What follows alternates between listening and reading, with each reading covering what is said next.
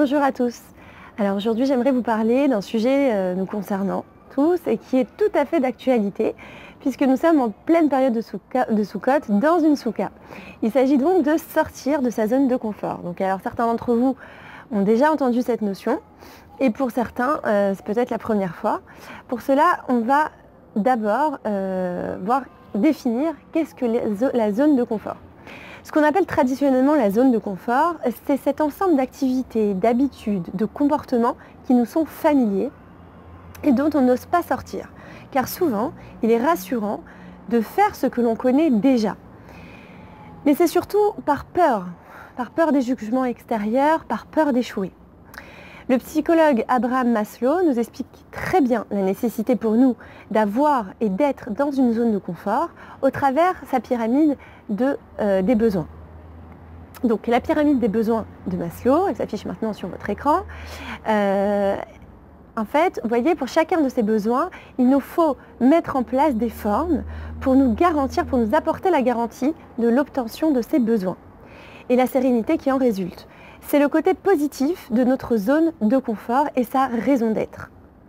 Il nous faut donc un toit, de la nourriture, il nous faut un environnement sécurisé et connu, il nous faut recevoir et donner de l'amour, il nous faut nous aimer, nous reconnaître et il nous faut nous accomplir et rayonner dans ce que nous sommes véritablement. Il nous faut donc bien faire attention à ce que cette zone de confort ne soit pas synonyme de non-évolution. Et là est le danger. En d'autres termes, là où se dessinent nos limites, se trouve notre zone de confort.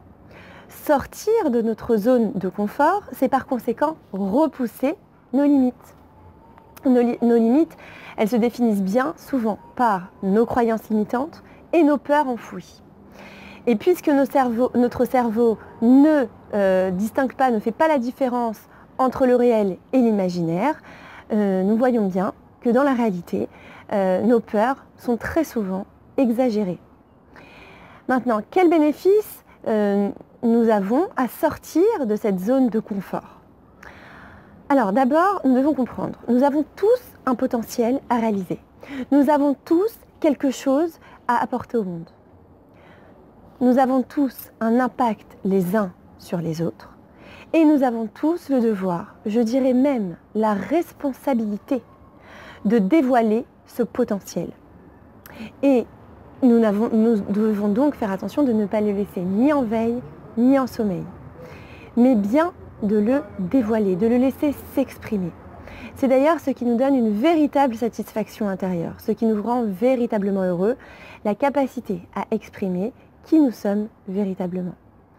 L'humain est en perpétuelle évolution. Il a chaque jour besoin de sentir qu'il s'épanouit un peu, plus en plus. Mais qu'est-ce qui l'épanouit vraiment? Le sentiment qu'il se réalise, qu'il se développe, qu'il exploite ses ressources. Vous allez voir que très vite, en sortant de notre zone de confort, on va se sentir plus fort, plus utile à soi et aux autres, plus déterminé, plus volontaire, plus résolu, plus énergique et surtout plus entreprenant. Alors concrètement, par où commencer? Alors pour sortir progressivement de sa zone de confort, d'accord, parce que oui, il faut que ce soit progressif pour que ça fonctionne, il faut comprendre une chose. On a souvent l'impression que d'être la personne que nous rêvons d'être, ou encore d'écouter et de poursuivre nos aspirations profondes, nous demanderont tellement d'efforts et d'investissements que nous nous décourageons même avant d'avoir essayé. C'est un phénomène qui s'explique très simplement par le fait que nous regardons un objectif trop grand par rapport à ce que nous sommes au moment où nous y pensons. Nous ne sommes pas encore au niveau, à la mesure de ce si grand objectif. En réalité, il faut bien comprendre que nous arrivons à une grande réalisation par de toutes petites réalisations. Nous devons apprendre à découper ces objectifs en mini-objectifs. Cette façon de faire aura l'avantage de nous redonner courage, de redonner de la motivation. De cette façon, nous nous sentirons en mesure de répondre à cet objectif. C'est à force de petits pas que nous ferons un grand. Alors, prenez des petites actions que vous effectuez tous les jours et pensez-les différemment. C'est de façon à amorcer justement ce processus de sortir de sa zone de confort. Et examinez ce qui se passe en vous. ce que ça produit en vous. Alors, je vous donne un exemple. Vous prenez, par exemple, pour aller au travail, vous avez toujours l'habitude de prendre toujours la même route. Alors, essayez une nouvelle route, prenez une nouvelle route, tentez-la. Vous avez toujours l'habitude d'aller dans le même supermarché, changez de supermarché. Vous marchez dans le quartier, vous prenez une route à pied et vous regardez tous les détails qui vous entourent.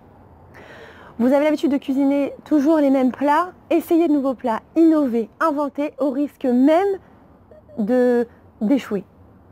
Cela vous apprendra à voir des activités simples sous un angle nouveau, à ne pas avoir peur du changement de routine. Cette nouvelle perspective habitue votre cerveau à faire face petit à petit à l'inattendu et l'imprévu. Alors, une fois que vous aurez fait donc ces étapes, ces objectifs, ces mini-objectifs, vous aurez déjà amorcé le processus de sortir de sa zone de confort. Donc, il faut ensuite continuer, bien sûr, et atteindre des objectifs un peu plus grands qui sont pour vous peut-être, qui représentent une difficulté, comme tout simplement, si vous n'avez pas l'habitude de parler en public, si vous avez l'habitude de garder plutôt les choses pour vous, alors commencez à prendre la parole. Par exemple, vous êtes en réunion professionnelle, d'habitude vous êtes plutôt le style à vous taire et à laisser les autres parler. Ben, là, vous vous forcez à prendre la parole. Ne serait-ce que pour dire une phrase, c'est pas grave. Ensuite, vous en direz plus. Mais c'est juste pour vous aider à vous lancer et sortir de vos habitudes. Sortir de l'étiquette que vous aviez toujours collée sur vous ou que les autres avaient collée sur vous. Ça peut être aussi créer des liens avec des personnes auxquelles vous n'auriez jamais pensé créer des liens. Si par exemple vous vous retrouvez dans une soirée et que d'habitude en soirée vous n'êtes pas le genre à engager la conversation, alors forcez-vous à l'engager vous pour une fois sans attendre que ce soit les autres qui viennent vers vous. Si c'est même au jardin d'enfants avec vos enfants, que d'habitude vous êtes plutôt avec le même groupe de personnes, avec des gens que vous connaissez, ben là, essayez de vous ouvrir à d'autres.